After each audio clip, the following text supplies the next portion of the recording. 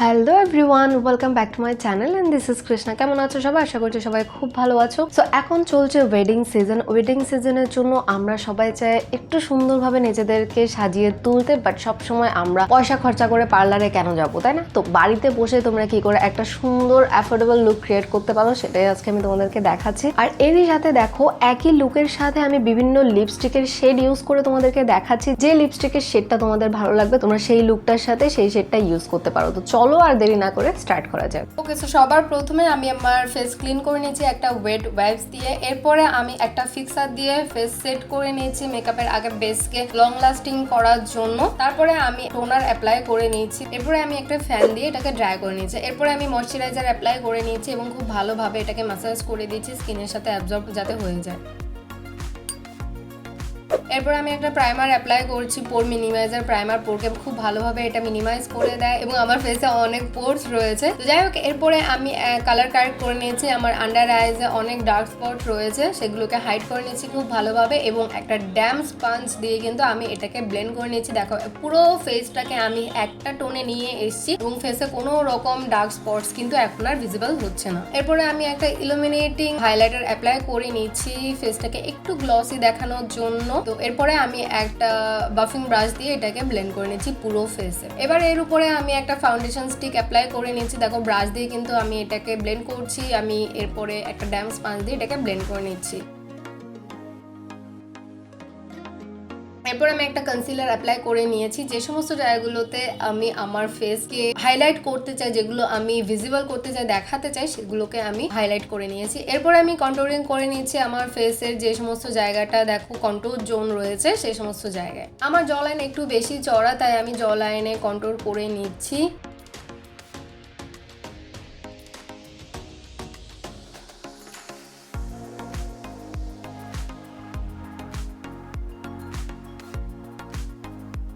এরপর আমি একটা পাউডার ব্লাশ অ্যাপ্লাই করে নিচ্ছি। দেখো, খুব সুন্দর একটা পিগমেন্ট আসছে। এরপর আমি যেটা করছি, আমার আইলিডে দেখো কনসিলারটা ক্রিজ পড়ে গেছে, আমি সেই জায়গাটা আগে ভালোভাবে ব্লেন্ড করে নিচ্ছি। এরপরে পাউডার দিয়ে এটাকে সেট করে নিচ্ছি। অ্যান্ড এরপরে আমি যেটা করছি, আমার যে সমস্ত জায়গাগুলোতে আমি কন্ট্রোল করেছি সেগুলোতে আমি একটু ব্লাশ করে নিচ্ছি, যাতে করে কন্ট্রোলের যে ডার্ক ব্যাপারটা আছে সেটা হাইড হয়ে যায় এবং হালকা করে কিন্তু আমি সেই জায়গাগুলোতে ব্লাশ অ্যাপ্লাই করে নিয়েছি এবং এরপরে আমি একটা সেটিং স্প্রে দিয়ে এটাকে পুরো বেসটাকে সেট করে নিয়েছি।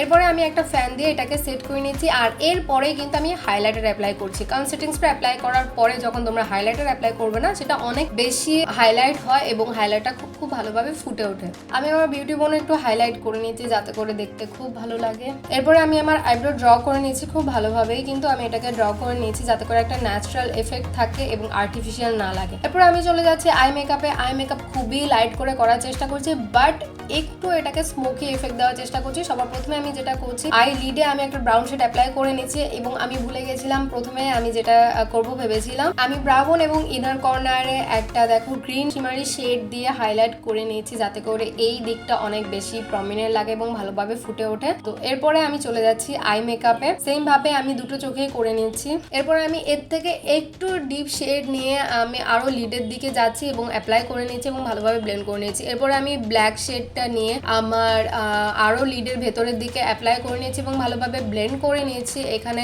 ব্লেন্ড করতে একটু ঝামেলা হয় ব্ল্যাক শেড, বাট একটু ধৈর্য নিয়ে সময় নিয়ে এটাকে ব্লেন্ড করতে হবে। তো সেম ভাবে আমি কিন্তু দেখো ভালোভাবে ব্লেন্ড করে নিচ্ছি এবং লোয়ার ল্যাশ লাইনেও সেম ভাবে আমি অ্যাপ্লাই করে নিয়েছি এবং এরপরে আমি টাইট লাইনে ব্ল্যাক কাজল অ্যাপ্লাই করে নিলাম। তো এরপরে আমি পুরো ব্যাপারটাকে ভালোভাবে স্মাজ আউট করে নিচ্ছি যাতে করে কোথাও কোনো হার্শ লাইন না থেকে যায়। এরপর আমি যেটা করছি, ইনার কর্নারের দিকে আমি একটু শিমার শ্যাডো অ্যাপ্লাই করে নিয়েছি যাতে করে এটা আরো বেশি সুন্দর লাগে, গ্লসি লাগে। দেখো, দুটো আইজের মধ্যে ডিফারেন্সটা তোমরা দেখতে পাচ্ছ। এরপর আমি কয়েক কোট মাস্কারা অ্যাপ্লাই করে নিয়েছি। আমি কিন্তু কোনো রকম ফলস ল্যাশ অ্যাপ্লাই করিনি। And this is my final look, but this is not complete look, এখনো লিপস্টিক বাকি আছে। লিপস্টিকের জন্য তোমাদেরকে আজকে আমি অনেকগুলো শেডস দেখাবো এবং তোমরা কিন্তু অবশ্যই দেখে আমাকে জানাবে কোন শেডটা বেশি ভালো লাগছে আমার উপরে।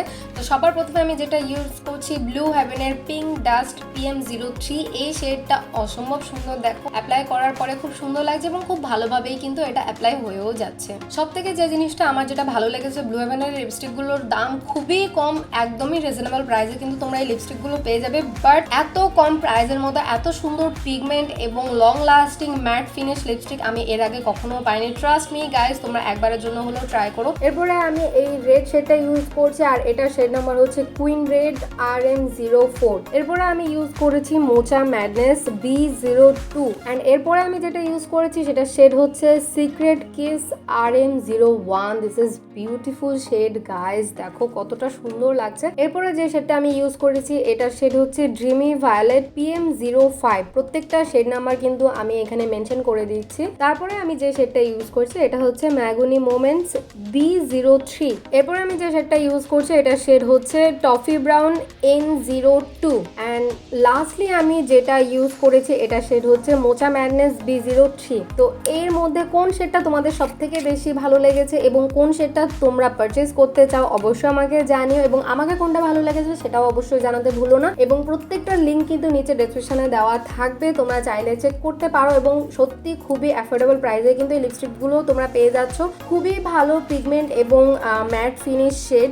সো অবশ্যই তোমরা ট্রাই করো। So that is my final look. আবার দেখা হবে তোমাদের সাথে নতুন কোনো টিউটোরিয়ালে, ততক্ষণের জন্য সবাই ভালো থেকো, সুস্থ থেকো, টাটা অ্যান্ড টেক কেয়ার।